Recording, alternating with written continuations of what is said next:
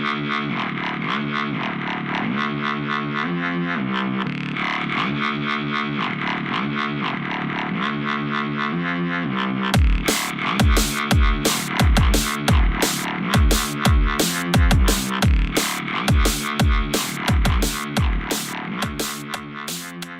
friends, and welcome. I'm Fioraliz.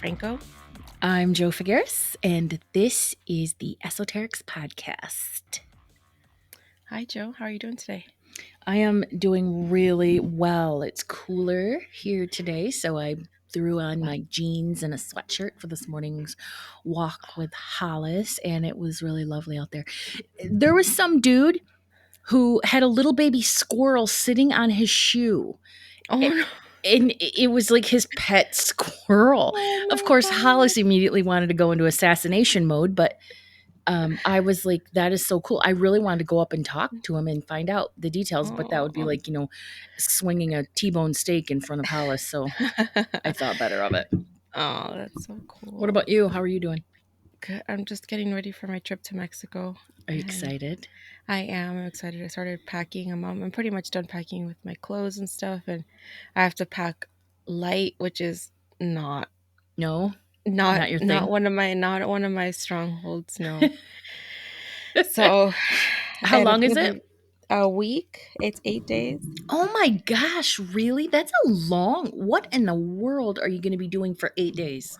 Well, it's going to be 4 ayahuasca ceremonies. 4? Yeah, and also going to go see like Chichen Itza and the different Mayan sites out in the Yucatan. So, yeah, there's a lot.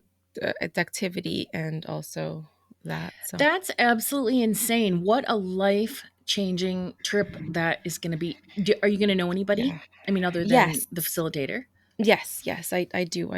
There's a couple of girls that I've been in ceremony with before that I'm going to get to spend time with again, which I love them. They're great people. So, yeah, I'm excited. This is really cool. Yeah. Yay, I'm excited for you. Yeah, and so we could do a recap when I get back. Yeah. Yeah. All right. What announcements do we have? Okay, so the recording of the workshop for empaths is now available for purchase. So just send me an email to the wokakashik@gmail.com, just requesting the download link. And to get the process started, I'll send you my payment link, and then I'll send you the link to download the workshop. Very cool.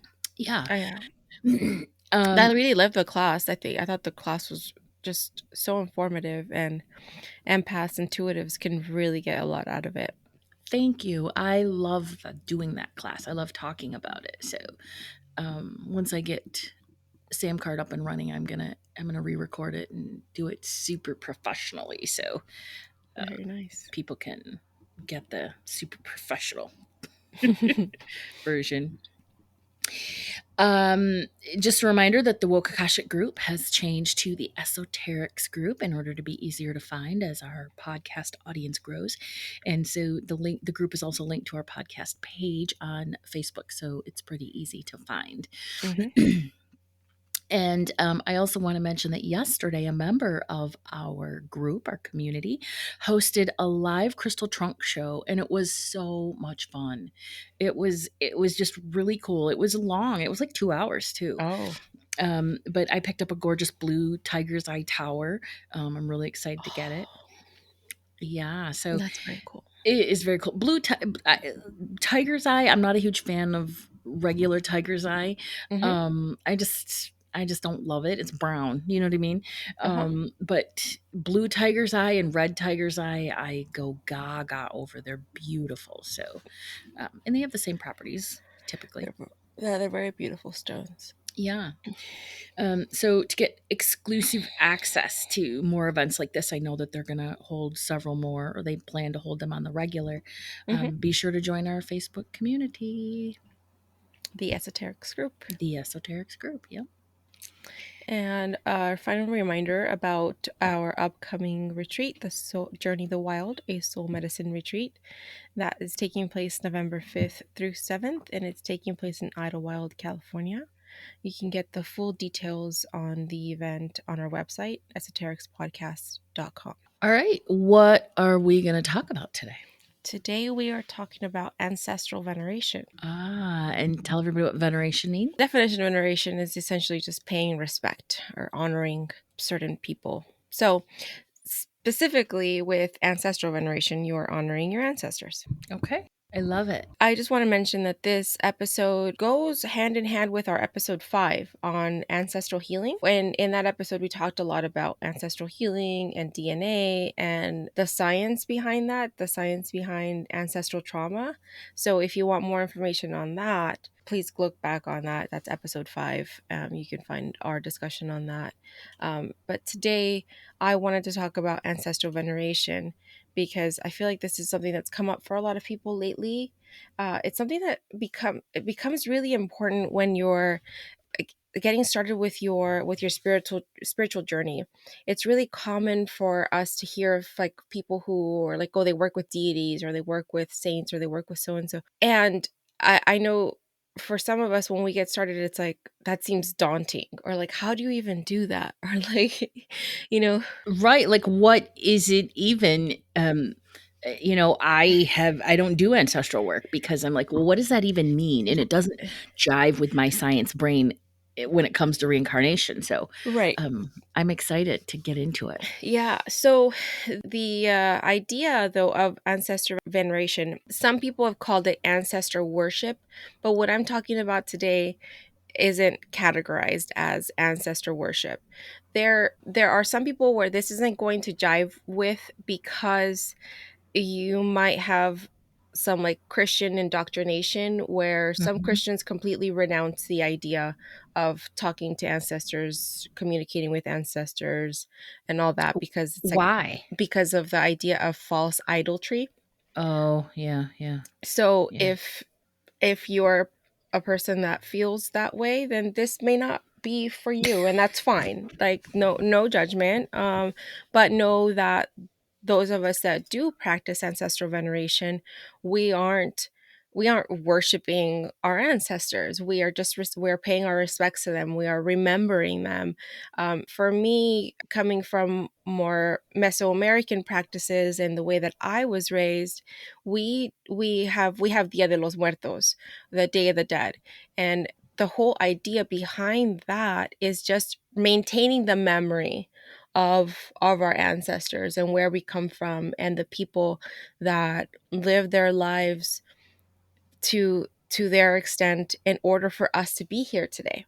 Right. And so we're just thanking them for everything that they did. There's this quote that it's like a shirt or something, says something about like, you are the personification of your ancestors' wildest dreams, or something like that. Something to that extent.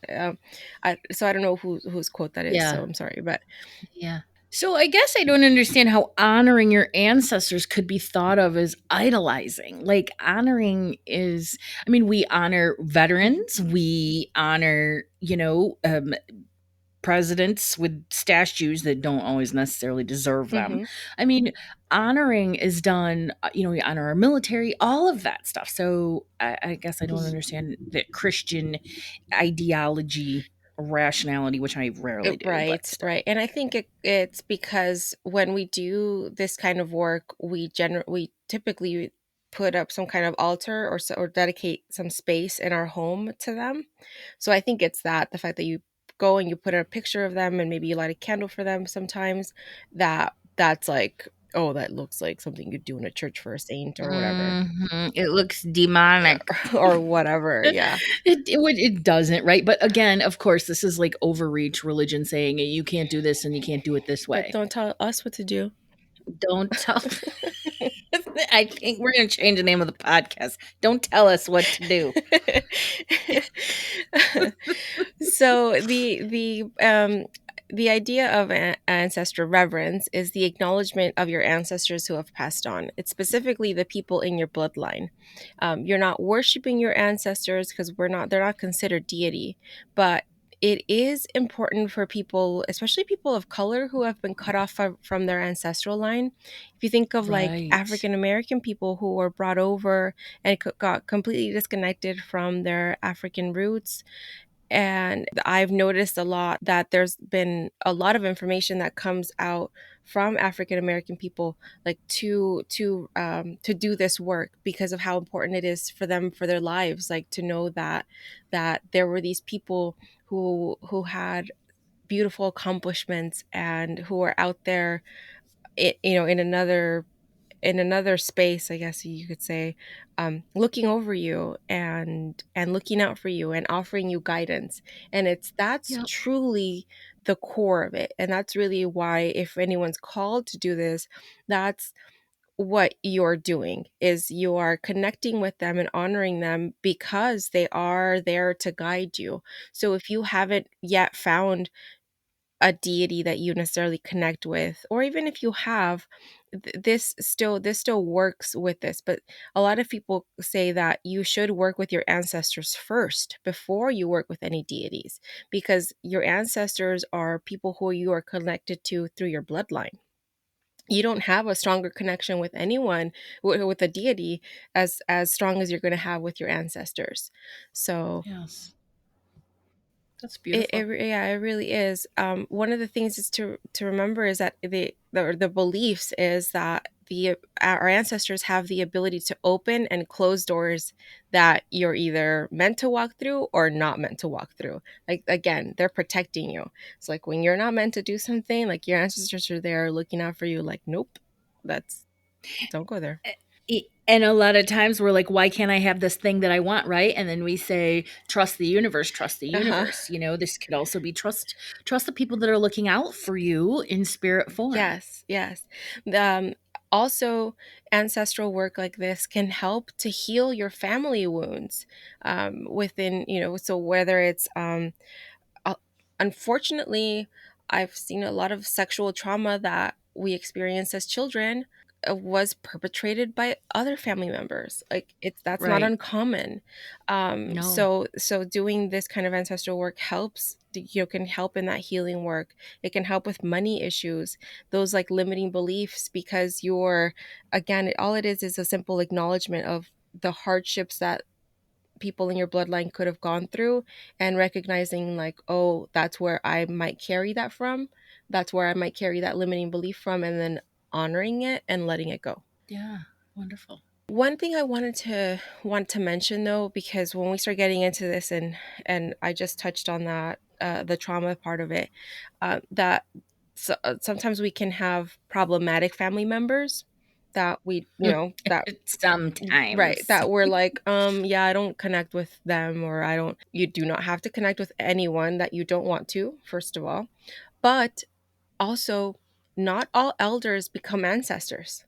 Like, some people are just not chosen to be ancestors. You have to be chosen to be an ancestor. So typically, people who are chosen to be an ancestor are those who lived exemplary lives. Not perfect, because nobody's perfect. We're still human, but they lived from a place of integrity, and they weren't here to do harm or to be malicious. Because because if they lived a life that way of, trying to live their values and being very, with high integrity, they're elevating. So as they've passed on from this life, they've elevated into the next to be an ancestor. So a person who maybe was harmful or malicious, they still got some learning to do. They're not going to make it to the ancestral plane. Okay, that is so cool. And my body is going crazy right now. My clairvoyance is going crazy. So as soon as you said that, I said to myself, I did not know that. And then my grandma showed herself to me. She shows herself as a spark, just the spark of light, like a glimmer. And then my crown tingled, and then my legs went Oh nuts. my And god. because I was like, and I asked her, "Are you an ancestor?" And she's like, Oh "Yes." yes. And so my whole body is tingling right now. It's crazy. All of my clair abilities are like, Yes. "Yes." Oh. That's awesome. I love that they're chosen, that not everybody just gets to be an ancestor. Right? Because why would I want crazy Uncle Billy as my No. ancestor if he was abusive and, Yeah. a general Yeah, dick? exactly. So no, so not everyone in your family is going to be automatic ancestor. And generally, um, some of us are fortunate enough to have a person that we had some kind of relationship with. whether it was for a brief period of time, but we felt like a strong connection to them. So it's almost like you inherently know who your ancestors are, who that guidance is Yeah. provided from. Like for me, I it's my dad. My dad. That's my dad. I had him in my life. Yeah. I was 21 years old when he passed, but I had him for that amount of time, and he was a very wise person, and he always provided me with a lot of words of wisdom and a lot of guidance in his living life. And so there's no Yeah. reason for that to stop. No. If anything, it's probably deeper and broader. Yeah, yeah.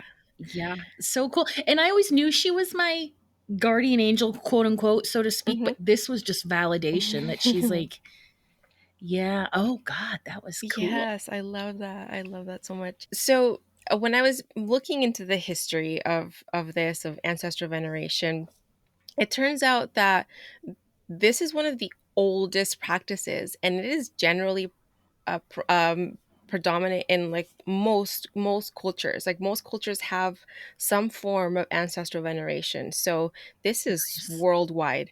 um, Mhm. Again, you can't say that this only belongs to one culture, because you will find ancestral veneration in pretty much every culture. Every culture, every religion, every culture. Yes, yeah, and it actually predates religion. Nice, which Yeah. most good things do. So Freud actually theorized that ancestor worship was the original religion. Yeah. Oh, Yeah, very because cool. they've found evidence of it just throughout. So, but most scholars agree that ancestor veneration is common to all indigenous religions. So, Very so cool. just putting that out there, that's So not just indigenous religions though, but also like European religions. Have you done yes. any did you Oh, find any of oh anything yeah, in your yeah. research? It's Cool. it's there. Like everyone's had it. Everywhere. Yeah, definitely. Because for indigenous people, or people like predating the Abrahamic religions and all that, the ancestors functioned as guides, as warriors, and as healers. They were there to be like the person to guide you. Before you had this idea of God, you had the idea of like, Mhm. oh, my grandmother or whoever is guiding me. So that's Mhm. on getting started on how to do this. One of the main things that is recommended is to set up an altar for them. And there's a lot of guidelines. I'm not going to call them rules, because we don't do well with Mm-mm. rules. Mm-mm. uh, so, one of the main things about setting up an altar for your ancestors is, if you already have an altar, like your personal altar space, if you consider yourself a witch, or even if you don't, like I actually, like my mom's always had an altar, and she was technically more like Catholic, I guess, but um Mhm. we've always had some kind of altar in our house. It's just there. Like even my mother-in-law, who's like, she's pretty like Christian, I guess, or Catholic.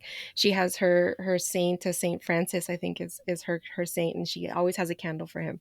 So like Mhm. we've always had these altar things. But even if this is new to you, so whether if you have your personal altar, which your personal altar is supposed to be, from my understanding, is an extension of yourself.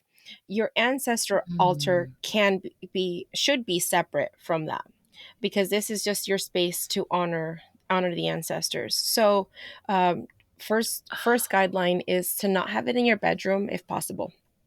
uh, Okay. because when you're creating this space, this is a space that their energy is always going to be in. So you may not want to Mhm. have it in your bedroom where there's other Mm-mm. stuff No. going on, you know. Like we don't need any ancestral voyeurs in there. Yeah. So maybe not in your bedroom. Oh, however, let's say if you rent a room in a house, and like that's literally all you have access to, you can maybe put it in a closet.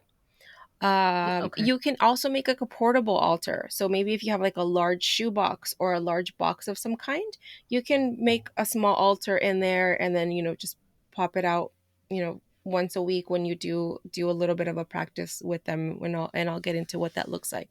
But if you are setting up an altar, here are some things that you can incorporate within that.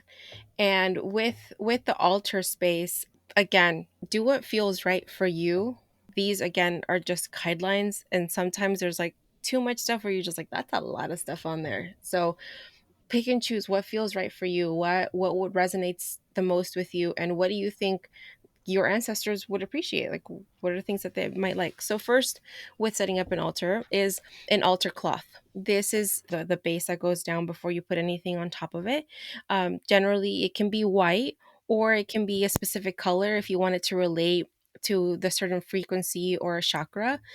It would be beautiful maybe to have a cloth that's personal to you. Maybe if like a loved one made something for you, like maybe if you had like one of your grandma's doilies or something, like that would be really cool, I think, to incorporate it in there. So that would be something good to put down as your altar cloth. And then candles. You can do 7-day candles. You can do tea light candles. I'm actually going to talk at the end. I'm going to talk about a small little practice you can do with a tea light that I actually learned from Erica Buenaflor. Anyway, candles are a good way, because again, you're calling in the light. You are giving this to them as an offering of love. Again, just be careful. There's no reason why you have to have a candle on all the time. Like, you can do this just, a certain time, and then when you're done with your prayer or meditation, you can turn it off. Some people do food offerings to their ancestors. I've had people who they don't do whole food. They'll do like in the morning when they make themselves a coffee. They'll make themselves their cup of coffee, and then they'll put up a cup of coffee for their ancestors on the altar. On a special occasion, maybe you can do a small plate of food, and you don't have to keep it up there for days. Some people say like let it go into like until it's stale or until it's not good anymore, and then toss it out. But other people are like, nah, I don't want to like keep a plate of food in my house all the time. So just put it up there for a couple hours, and then you can, nicely dispose of it. That's not going to fly at my house. Hollis will find it and he will decide it's for him. Exactly. Yeah, exactly. See, I Hmm. think my dogs might do that too. So I wouldn't do that. Or Hmm. my bird would come up and be like, oh, what's this? So, So we could do like a piece of fruit or something, yes, like an apple or something for like that. sure. Yeah, definitely. And also if you had like um maybe like I have a grandfather who liked to drink. Like if I wanted to like offer, some whiskey or some vodka or whatever, again, specific to that ancestor, if you happen to know what they want. Some ancestors like really like tobacco, so offer them a cigar. Like me personally, I don't do cigars, but Right. I have to tell you, my uncle sort of popped in and my legs started tingling and he started laughing because my uncle loved wine. He actually passed because of drinking. oh, And he's like, wine is good. yeah, you could do a little bit of wine, put some there. So All right. Like for you, yeah, X. so food offerings can come in different shapes or sizes. Also, like candy. There's nothing wrong with like I don't know, a piece of candy or something. It's funny. There's this Sweetness. TikTok, and I'll send it to you, but if I can find it, I'll share it on the Esoterics Instagram page. And it's these girls, and it's like technically talking about the ancestors. Are like, "Do you tell her to do her shadow work?" Yes, yes, I told her. I sent her like three. I sent her three threes and a bird and all this. Like I sent her all these messages, and anyway, they're just talking, and they're like, "Oh yeah, she's doing it. She's doing her shadow work." And then at the end, one of them's eating a cookie, and she's like, "Where did?" And then another one's like, "Where did you get that cookie from?" She's like, "Oh, it was on the altar." It's so cute. It's so That's funny. not for It's you. so funny. I love it. You can also write a written intention for them, whether that be something that maybe you want them to help you with. For example, this one girl was talking about how at the time when she started doing this, she was just living in a 1 bedroom like studio, and one of the things she wanted to petition them like, hey, I'm going to offer you this space. It's in my room for now, but if you could maybe help me out, and maybe I'll get my own place, and then I'll offer you a whole, other more private space for just you. And that happened. So yeah, so you can Nice. write your intentions in whatever way you want them to help, or if you are just, just showing that you remember them, that you love them. um, Another thing that goes into most altars are a representation of the 4 elements. This can get as complex or as simple as you would like it to be. Again, so for earth, you could do crystals, you could do a flower or a plant, or maybe some dirt from a sacred place. Water, You could just do like a water in a bowl. It is recommended to always have a glass of fresh water on your ancestor altar so that they can have that water. Um, you can put water in a bowl as an offering. You can add some drops of essential oils to it if you'd like. Something to represent air, maybe some incense or a feather. I think that's generally it, incense or feathers. I mean, I'm an air sign, and like I feel like I'm always like, what represents air? Mhm. All right. But it doesn't. But I like the feather and I like incense too. Mhm, So I like all of those. mhm. I mean, I don't know what else would represent air, like I don't. a fan. A A fan. fan. Put a fan up Okay, there. you could do like a cool, like you have one of those cool like hand fans, I guess. Again, Hmm. though, now we're getting into like that's a lot of stuff. So, keep it to what Right. resonates with you. And then for fire, a candle. Candles are Candle. that's easy. So easy. Yeah. Also, if you happen to have any pieces that belong to an ancestor, like some people would say, like a knife or a machete, if you need, like, Oh, if you want some extra protection, like that's kind of cool. I don't think I have any weapons that belong to my family, right.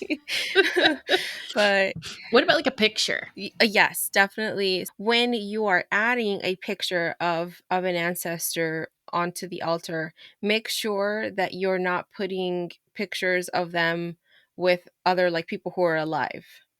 So if you Oh, have a picture okay. of yourself with your grandma and you want to put them up there, I would not put the picture of you. Like maybe Okay. crop it out, do something, and only put ancestors who have passed on your altar. You don't want to call that in. No, I'd like to I stay like to stay alive. alive. I have stuff to do. Just yeah. I have shit to do. I'm busy. I'm busy. Don't have time today. Yes. If generally though, it's just about all about getting started. So let your intuition guide you on what you feel is best to create your altar. I have seen some very simple altars and I've seen some very complex. And I think it's completely based off of you and what you like and what maybe your ancestors would have liked. Figure that out. If you don't really know where to start, maybe meditate on it and see maybe what pops up for you, on maybe some messages you might get for your altar. I love that process of building, this little space that incorporates all the things that you love and figuring out ways to honor them and represent them. Hmm. I love that whole process of Yes, it. yeah. And then going back to where it's located, again, this is completely up to you. I know there's a lot of us who are kind of in the closet about our spiritual practices, so we don't necessarily put everything out where when someone first walks in, they see it. But I also have friends where like the altar is the first thing you see when you walk into the When house. you walk in their house, very It's cool. up to you. It is. I know some people are like, oh, don't share pictures of your altar on social media and don't do this, don't do that. And I'm like, again, that's a bunch of rules. I don't I, Do what feels right for you. No Right. judgment. Just do what feels right for you. Well, we don't need to get into that because I'll start bitching about it for 4 days. People, where did they come up with these things about what you can and can't do? Especially with free will being what it is. But again, I digress. Never mind. The no, the thing to remember though about the presence of having an altar in your home is that when you do this, this is going to be a permanent thing. Like this isn't something that we put up and then we in a few months decide, oh no, I don't want to do it anymore, and then you just put it away. Don't do that. don't Right. don't piss off your ancestors. They are providing a certain degree of protection on your house and everyone who lives in it when you start doing this. So keep that in mind. And so, why would you want to take any Love protection away? that. Yeah, it's because it's not just your home; it's also your ancestors' home. Once you start doing this, and they're gonna look after it and help you keep an eye on things as well. So why not? I love the idea of putting it in a box, not a shoe box. Unless that's what you have to do, right? I'm not gonna slam that, No. obviously, but I have this beautiful, beautiful ornate wooden box, and I just put my incense in it. But I think this would be a really cool thing, so that when I did have like people over or whatever, I could just close it Hmm. so that all of the things within were safe. You Yes. know, I don't typically have kids in my house, so I wouldn't worry about Yeah. kids. But maybe this isn't something that I want everybody to be like, "What is that?" 'Cause I don't like to explain stuff. Oh, mind your business. Right, right. Yeah, and I think definitely that's a really great point you bring up about kids because kids aren't going to do it to be disrespectful or rude, but if you have like a really cool crystal and stuff, I know if I was little and be like, "Oh, that's cute. Like I'm going to go play with it." Right? Kids are nosy and they think anything they can touch is theirs to play Yeah, with. so, if there's small kids in the house, put it up on a high shelf. It can be on a high shelf. There's nothing to say that it has to be, well, okay.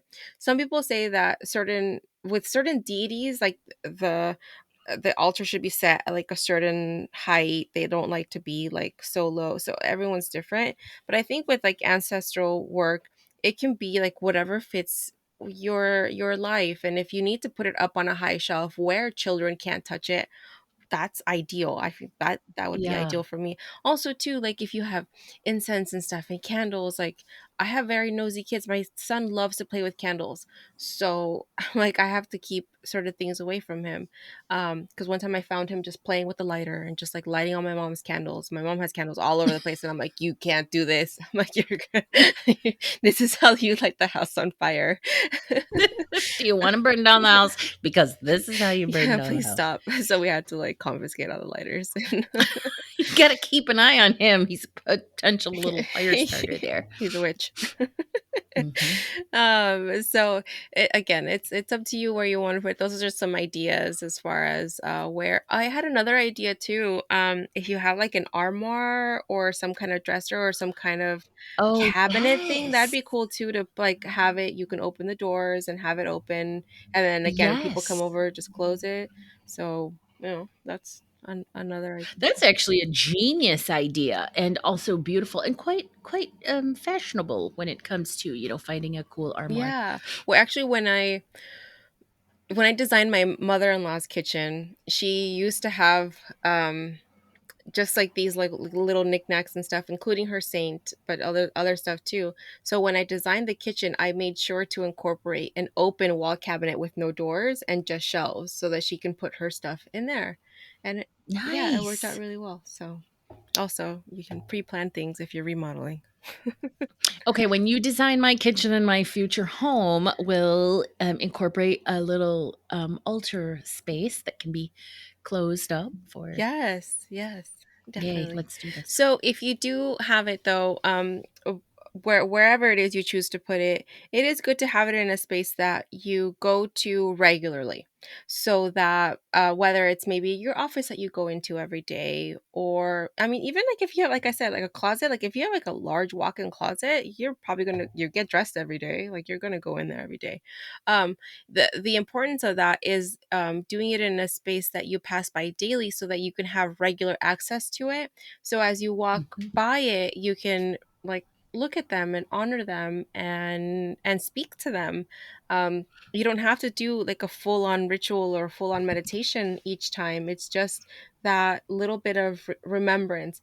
I loved I love the movie Coco. I know like some people found some things that are problematic about it and all that, but I felt like the gist of it was spot on. The fact that it's the practice of remembering your ancestors and how important that is, because if nobody remembers you, like your soul just passes on. I just love that idea. Like my favorite holiday is Dia de los Muertos, so I was like, I love that movie. When is that? Dia de los Muertos is November 1st typically. It's usually the first Sunday in November. Okay, I love that. Well, can we learn about that in one of the November episodes or prior to? Yes, I think that's scheduled. Oh, it is. It's on the schedule, It is isn't on the it? schedule. We have that Okay. scheduled, yes. Okay, this is exciting. Oh my gosh, these are great These are such great guidelines because, you know, a lot of times whenever you start to investigate or your hero, you need to set up an altar or, altar, like you said, altars are, they're not specific to one sort of spiritual practice. They're across the Mhm. board, but I've never technically had an altar. Mhm. And then I realized I am um, I like little Uh-huh. spaces on my desk where I put all my crystals and my little statues of Ganesha and incense and candles and all that Mhm. stuff. So I actually have been sort of creating an altar space. I guess I just didn't even really know it. Yeah. Yeah. Yeah, I mean, like I said, like I grew up with this stuff all the time. Like my dad would always put up a candle for a certain saint. My parents have always been big on saints and guardian angels. yeah, So I grew up with it all the time. Like whenever we'd go to the store, my mom would always buy candles. We have the 7 day, the long, yeah. the 7 day candles. We've always had those. Like I have one on my altar right now. Yeah, it's something that we've always had in our lives, and I just never realized, like, oh, there's like a rhyme and reason to this thing, you know? Hmm. It's just something that we do. But even like with again, we're just like with Catholicism, I think it's funny because you walk into the church and there's the altar there, and then there's all these little spaces in the Catholic churches where you can go and light a candle for a specific saint. And so like the idea is always there. Like it's always, Hmm.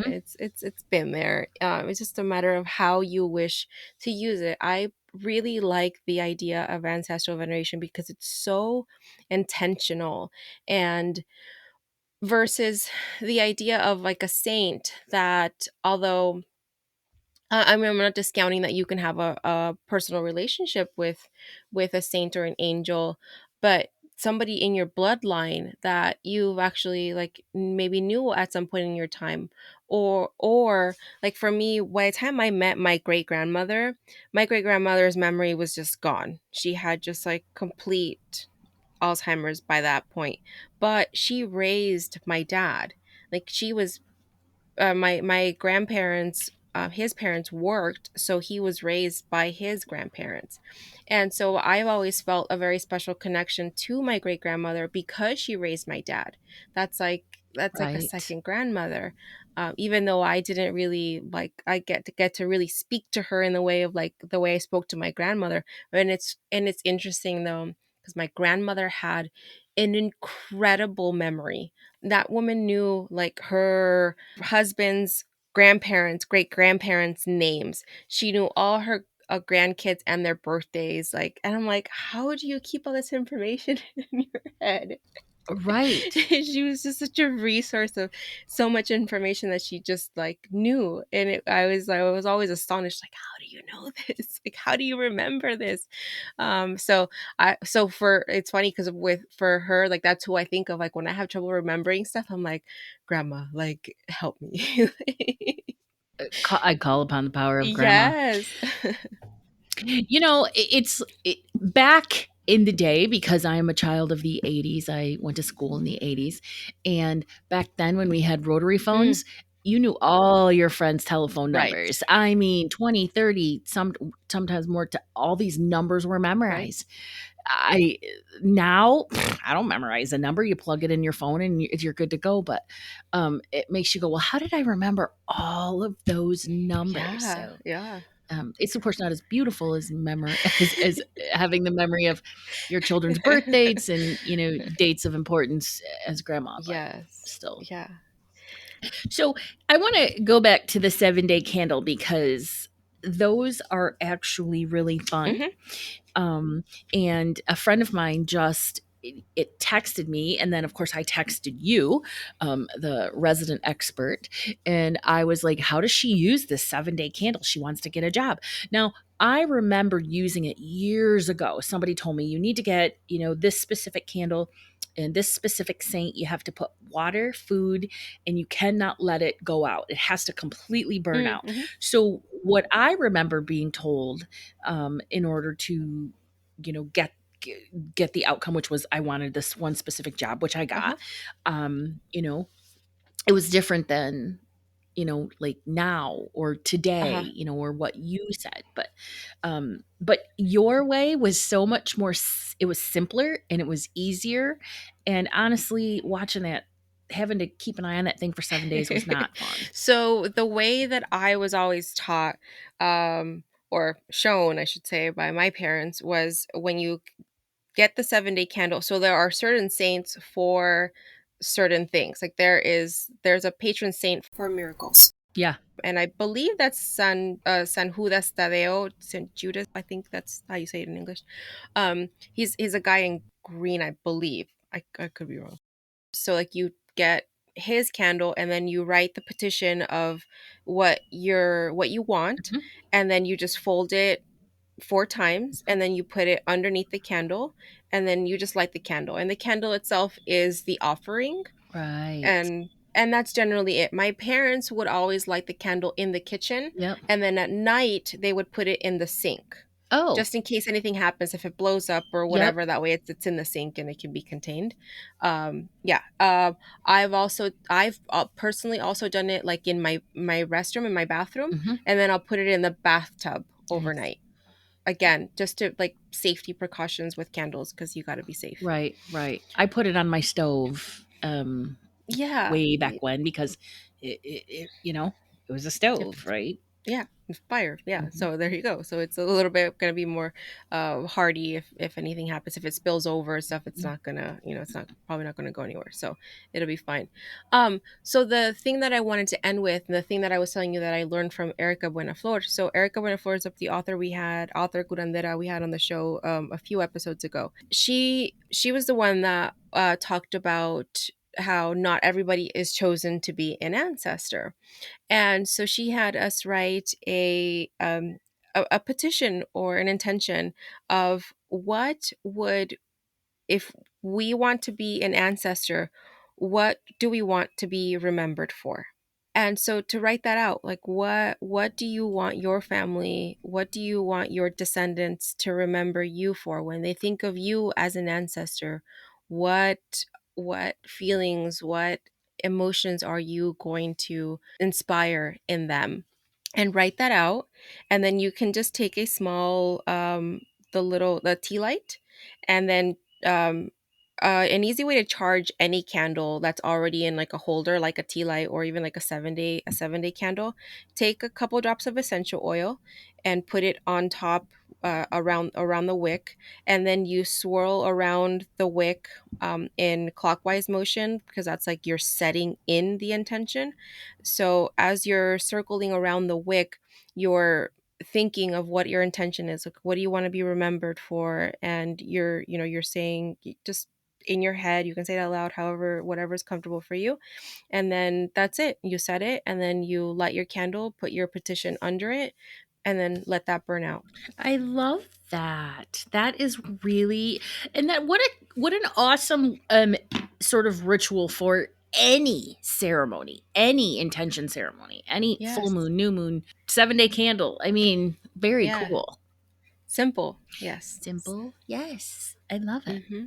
All right, so that's it. Yes, that's what I had for Oh, you what a today. fun episode this was. I love this. So, one of the reasons, well, I won't say one of the reasons because this was already in the works, but one of the reasons that I'm so excited about this is that, when I saw a curandera recently, which we will get into in a future episode, one of the things that she told me was that I needed to honor my ancestors. And so Mm. I've been working with Fiora to, get her knowledge on how do I set up my, my place, my Yeah. space, right? What do I do? What is an altar? All of that stuff. And so I have 2 spaces here in my office. And now I'm going to take this list of with the find an altar cloth and all of that stuff, written intentions, and I'm going to put that all to use and do a meditation to connect with my grandma, because obviously she showed up and she's like, hey, hey. So my grandma and my uncle, Aw. both of them, which I've mentioned them Yes. before because those are the 2 badass astral Yes, travelers. the Rosicrucian grandmother, right? Yes. Yes, the Rosicrucian princess is what she I love was. that. Yes. All Yeah. right. So thank you. That was great. You're welcome. You have something for our closing vibe today?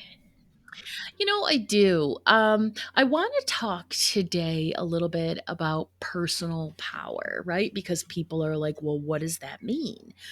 And really, when it all breaks down to personal power, it's if you feel comfortable in your own skin, Mm, if you feel, that you're okay with who you are, hmm. because we spend so much time worrying about how we come off. Right. Right. And it's always after the fact. Oh, was I too bossy? Was I too, Yeah.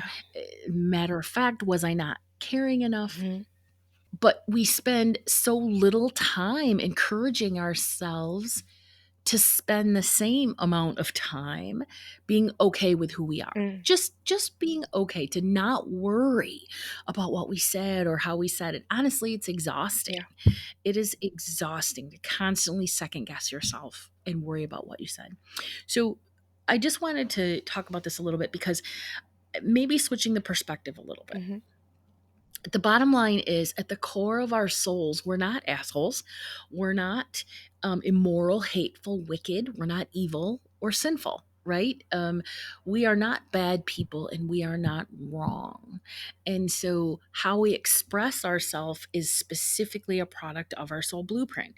Some people are very analytical, unemotional, and that's not a bad thing. That doesn't make them callous. That is the role that they signed up to play Ah. in this incarnation in order to take that information back and say, I've been caring, I've been an asshole, I've been, Oh. unemotional. So at the end of the need for Hmm. incarnation, you're like, oh, I've been all these personality traits. So I can completely understand where, the callous person is coming Yeah. from, as well as where the oversensitive person. Hmm. And so that's a really good sort of mindset to start adopting when it comes to all of those challenging traits within yourself that you just want to say, if only I were more this, or only or I wish I wasn't that. Regardless of who you are, even if you are a little bit callous and brash, you're more than good enough. You're good enough because maybe you're good enough for the intended purpose of your incarnation. Yeah. That's perfect and beautiful. And, even if you don't feel like it sometimes. Now, here's another aspect of that. Why do people always feel like I have to be everybody's cup of tea? No. Okay, and it's me too. Mm, Like I struggled with that. hmm. Well, as a healer or as a teacher or a spiritual, whatever I am, I have to be, loving and kind and patient and compassionate and all of those things. Okay, I have to be the person that I need to be for me because if I feel bad about who I am, then that's a problem, right? Yeah. But if there's somebody who's super oversensitive who doesn't like the fact that I'm a little bit blunt, man, I can't do anything for you, sister. I mean, No. I can't help you. I can't, I can mindfully try to be more sensitive with certain people because and then when I know that they're very Hmm. sensitive, but god damn, we can't change who we are at the core for every fucking situation Right. and person that comes into our life. Again, it's Yeah. exhausting. So you're not going to be everybody's cup of tea. And the sooner that you learn that and make sure that you're your own cup of tea and you're living within the boundaries that you set for yourself. I like to be kind. I like to be gracious. I like to be compassionate, but only to a certain degree. Because I'm also impatient and I am, I have other traits I won't list here. But damn it, I need to integrate those mindfully. Yeah. All right. So I would just tell people to close it out. I would say, to focus on all of those people who don't jive with your vibe. Like, fuck that. You're just dishonoring all of those who do, all of those Mm, who stand beside you and accept you fully and wholly, who encourage you. Within the very space that you inhabit as you are, just being you, regardless of all of the things that you worry about being yeah. wrong or right. So those are your people, that's your tribe, and you have your support system. So when you reach out to those people, you're going to get the validation that you need when you ask for it. And as humans we all seek that support. So Yeah. that's sort of what I wanted to talk about today, just because, it seemed so, I get so much from people about how do I learn to stand in my power, because there's so many imposter syndrome, Yeah. so much about imposter syndrome out there. Yeah. So, Yeah, there is. And I love that you talk about this, because I was just talking to a friend about this, about how sometimes when you're in a relationship with someone, especially a new relationship, and you feel like, or sometimes you get told like that you're too much. hmm And what I said is, like, you're never too much for the right person. right. There's Ever. this meme that I saw too, and it was like, "Oh, you think I'm too much? Then go and find less." Right. And that's like the perfect response. Like, okay, right? I mean, there's just, it goes back to women being told who they needed to be, June Cleaver, Mm, all of that stuff. And even men being told who they need to be. You need right. to be strong, and you can't show Mhm. emotion, and which is bullshit, because men are empaths too. How many men we don't know? I wish that we had a badge that we could pull out and say, these are all the past lives that I've had, and Right. this is what, because I wonder how many big, strong, suck it up, don't be a big baby. How many big, strong men, quote unquote, big, strong, have actually been, women in a past life, that struggled with sensitivity. And, Right. Yeah, we just, and they're overcompensating in this life. yes, so one of the books that that I've read recently, Bringing Your Soul to Light, it was cool because it talked about past life regression, right? So people would go and they'd say, in a past life I was this, and it's always about having to learn how to incorporate or embody a certain Mhm. personality. So if somebody comes back as a big, strong, imposing, male, the chances are, and I'm paraphrasing here, that one of the things that they need to learn is to step outside of who they appear to others and the expectations, societal expectations of who they Yeah. are, and actually embrace. And maybe they are somebody that is a healer or a nurse, or I don't know, you know what I mean? Yes. Something that is the opposite of what they appear. Yeah. But anyway, so that's be willing to exercise that power, that personal power, guys. And I hope you have a very powerful week. Yes. Thank you. That was great. All right, guys, you can find us on all the socials under Esoterics Podcast.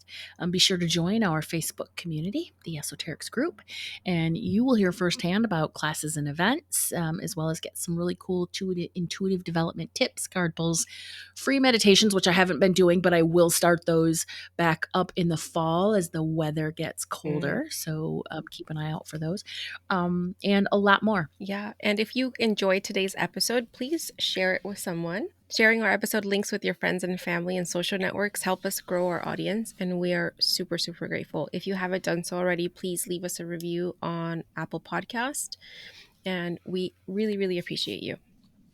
Uh, so much. Well, and also, we love those reviews because they're going to get turned into testimonials that we'll share. So, Yes. yeah.